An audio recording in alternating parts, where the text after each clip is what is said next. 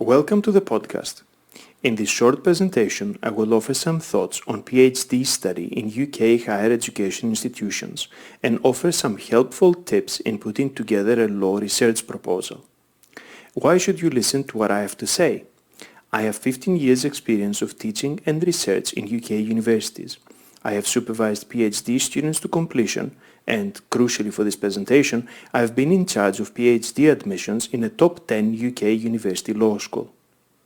We begin by briefly presenting some key features of PhD study, then move on to a discussion of how to structure a PhD proposal, and conclude with some top tips on what to do and what to avoid doing when preparing your proposal.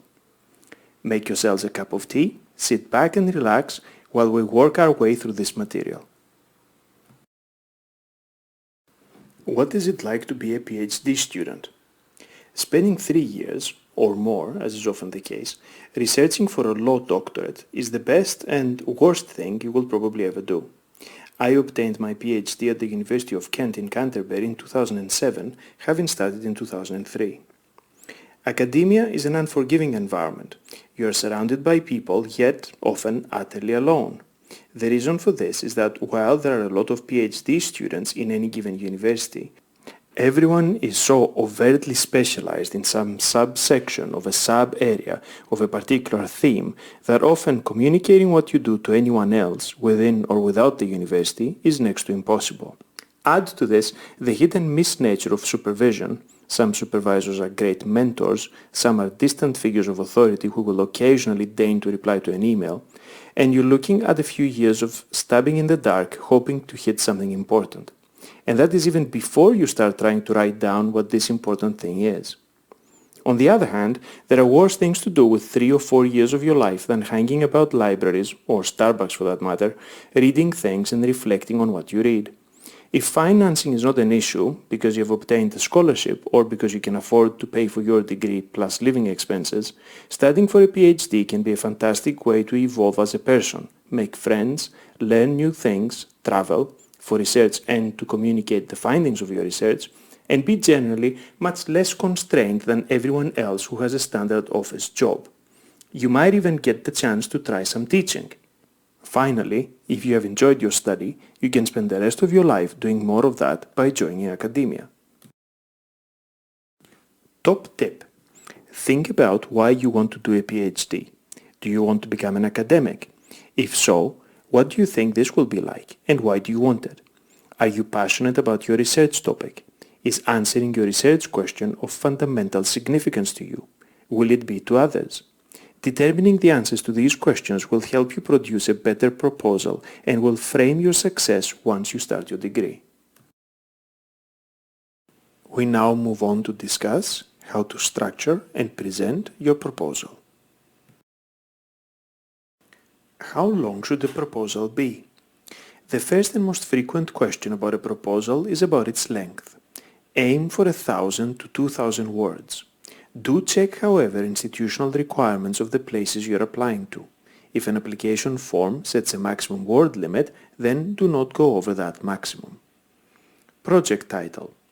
Choose a title that describes your project clearly. A person who reads your title should immediately know what your project is about.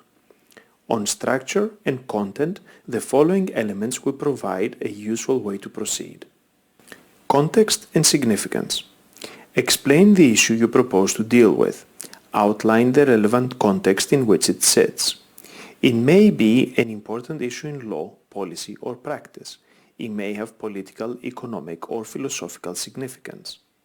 You need to investigate something that is worth investigating, and you need to contribute something new. You will not be accepted for doctoral study to simply offer a nice summary of what everyone else has said. Do this in 150 to 300 words. Background literature. Outline the existing literature in the area. Explain how the existing literature addresses the issue which will be the focus of your project. You should make a reference to specific works in the area. It may be helpful to identify and distinguish the way that different works or groups of works take different approaches to the issue.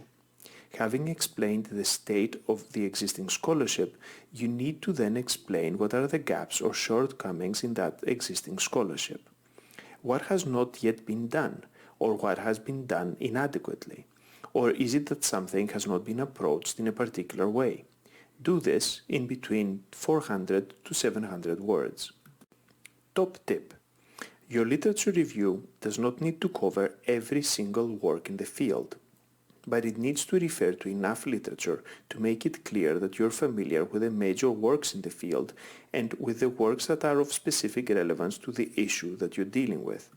As a very rough guide, if you have referred to fewer than 10 sources, then that is probably not enough. You should be able to make a reasonable case by referring to 10 to 20 relevant sources, though of course you may well have read more widely than those 10 or 20 sources. A research question. State your question or aim. State it clearly. It is helpful to simply use the words "this thesis asks" and so on, or "this thesis aims to" and so on. Try to just have a single question or one aim. The question or aim should be quite obviously linked to the gaps or shortcomings you have identified in your literature review. Keep the research question brief. Try to stay between 15 to 50 words. Methodology. The methodology is the most difficult part of the research proposal. An easy way to think about it is to ask yourself, what am I going to have to do in order to find an answer to my question or to achieve my aim? What steps will I need to take and in what order? Then, in a clear, logically structured way, describe the steps you will take. Methodology is all about being explicit on how you will go about achieving your goal of answering the research question. Remember that your project needs to be feasible. You must be able to do it within 3 years. Does the research require materials or documents which may be hard to access? Explain how you will go about obtaining those materials.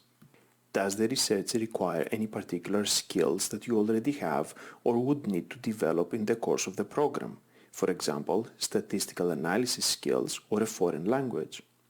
Are there any ethical concerns? Research involving human subjects will require approval by the university's Research Ethics Committee. This includes any research that uses surveys, focus groups, or interviews. Keep your methodological explanation between 300 to 600 words. Top tip. At what points or over what periods will you do the different steps you've identified in your methodology? Be realistic. If you think something isn't quite possible, then you may have to refine your methodology or narrow the scope of your project. Avoid buzzwords and terms you do not understand.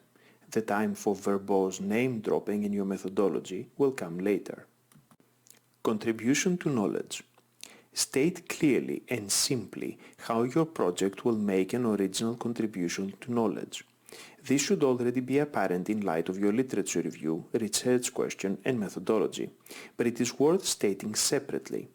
When you have completed your project in 3 years' time, what will the world know at that point that it does not know right now? You cannot provide the answer to the research question now because you have not yet done the research, but you need to identify how the fact that you've answered it will make a difference to the state of knowledge in the field or to policy or to practice. Do this in between 50 to 100 words. Referencing and citation. Your work should be very thoroughly and carefully referenced. All the references and citations should be complete, correct, and consistent. UK law schools use Oscola referencing, which uses footnotes. Use this as well. Top tip. The document should be clearly written and well presented. Be sure that you've checked spelling and grammar and to have proofread carefully. Be sure that your name and email address are on the proposal. Do not send your proposal if you think this will do. Only send it if you think this is the absolute best you can do. Some do's and don'ts. Making an initial inquiry is usually the first hurdle to overcome and, ironically, where most proposals fail. Sending a badly drafted email containing copy-pasted bits, the different fonts are usually a giveaway, ensures no one will ever open the document containing your proposal. Address your email to a specific person. Dear Sir, Madam, Infant shows lack of commitment. If you cannot find the name and spell it properly of the admissions officer, you're not much of a researcher. Do not say in your email, here's a topic I prepared earlier, but I'm willing to do whatever you're happy for me to do. Do not propose to do a comparative study between something in your country and something in my country.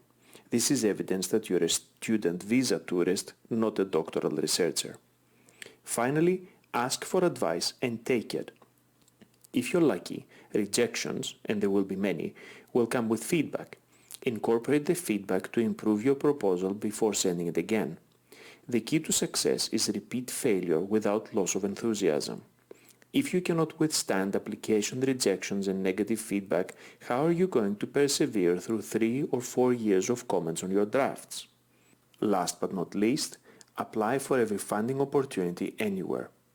A sponsored PhD in a lesser-known institution is better than one you paid for yourself in a better-known one, unless of course you're a prince. Conclusion.